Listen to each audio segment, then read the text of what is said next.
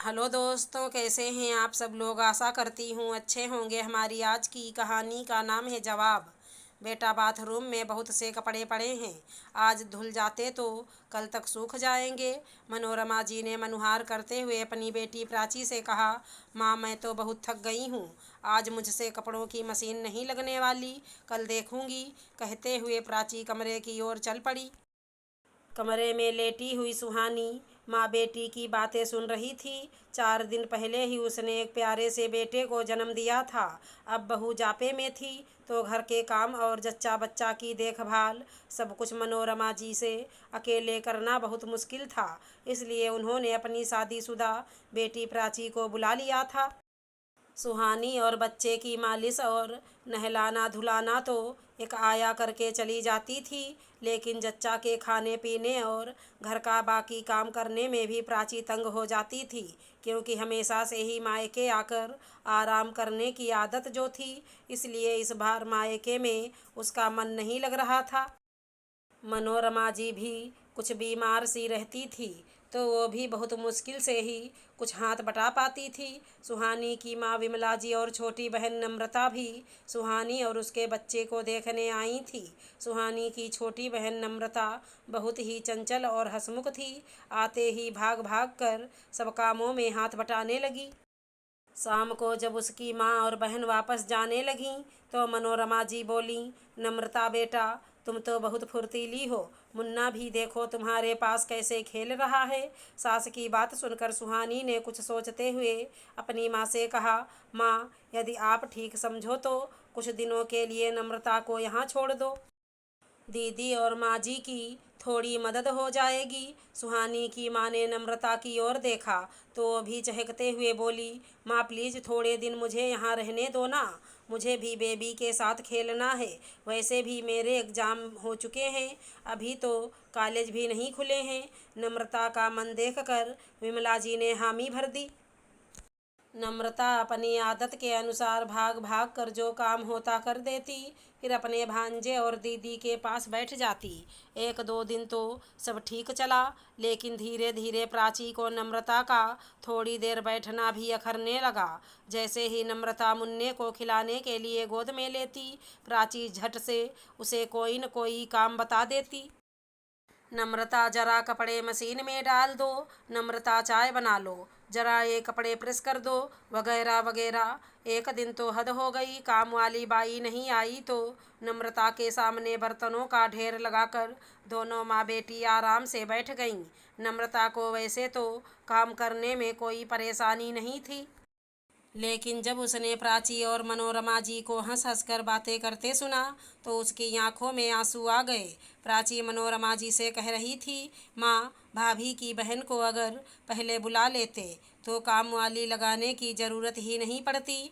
मुझसे तो ये बर्तन और साफ़ सफाई बिल्कुल नहीं होती, लेकिन इन लोगों को तो ये सब करने की आदत है।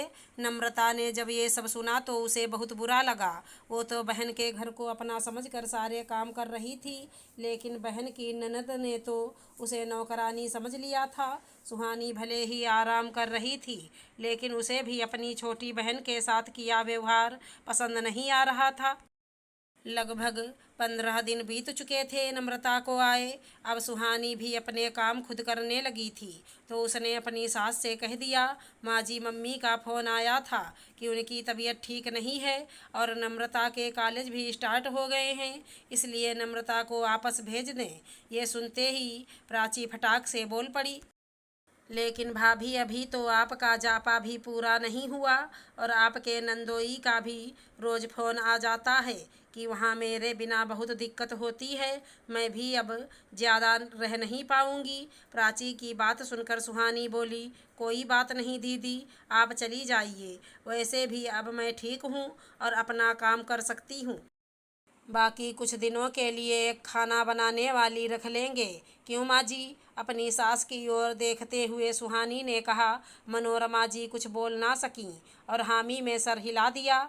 एक दिन मनोरमा जी चहकते हुए बोलीं। सुहानी बहू, खुशखबरी है, मैं नानी बनने वाली हूँ। अभी प्राची का फ़ोन आया था। सुहानी भी ये खबर सुनकर बहुत खुश हुई। देखते देखते समय बीत गया और प्राची की डिलीवरी की डेट भी आ गई। प्राची की अपनी सास और ननद से कुछ खास नहीं बनती थी, इसलिए इस समय वो अकेली पड़ गई थी। एक दिन उसने फ़ोन पर अपनी माँ मनोरमा जी से कहा, माँ, यहाँ तो संभालने वाला कोई नहीं है और आपके दामाद कह रहे हैं कि डिलीवरी यहीं करवाऊँगा, चाहें तो फुल टाइम मेड रख लेंगे, लेकिन माँ फिर भी कोई अपने घर का हो तो अच्छा रहेगा। प्राची की बात सुनकर मनोरमा जी बोली, बेटा, आने को तो मैं आ जाऊंगी, लेकिन तुझे तो पता ही है मुझसे कुछ होता नहीं है। माँ, आप भाभी की बहन नम्रता से बोल दो ना कि कुछ दिनों के लिए मेरे घर आ जाए बेटा, लेकिन मैं सुहानी से बोल कर देखती हूँ। जब मनोरमा जी ने सुहानी से कहा तो सुहानी को समझ नहीं आ रहा था कि वो क्या जवाब दे। इतनी देर में प्राची का फिर से फ़ोन आ गया। माँ, आपने भाभी से कहा क्या? वैसे मैं मुफ्त में उससे काम नहीं करवाऊँगी, मेड को जितना देंगे उससे कुछ ज़्यादा ही नम्रता को दे दूंगी। ये सुनकर सुहानी को बहुत गुस्सा आया। दरअसल इस बार फ़ोन मनोरमा जी ने नहीं बल्कि सुहानी ने उठाया था। सुहानी बोली, दीदी, मैं तो सोच रही थी कि आपको किसी अपने की ज़रूरत है, लेकिन आपने तो मेरी बहन को नौकरानी समझ लिया। माफ़ करना दीदी, नम्रता वहाँ नहीं आ सकती, लेकिन हाँ, आप चाहें तो यहाँ आ सकती हैं, क्योंकि मैं आपकी भाभी हूँ। इसलिए आपके प्रति मेरी जिम्मेदारी बनती है, मेरी बहन की नहीं। मेरे जापे में वो मेरी बहन बनकर यहाँ आई थी, लेकिन आप लोगों ने उसे आया समझ लिया था। तो फिर आपके यहाँ तो पता नहीं उसके साथ कैसा व्यवहार होगा। कहकर सुहानी ने फ़ोन काट दिया। मनोरमा जी और प्राची दोनों से ही अब कुछ बोलते नहीं बन रहा था। दोनों ही अपनी बात पर शर्मिंदा थी। अगर हमारी कहानी पसंद आई हो तो चैनल को लाइक शेयर सब्सक्राइब करें। राधे राधे दोस्तों।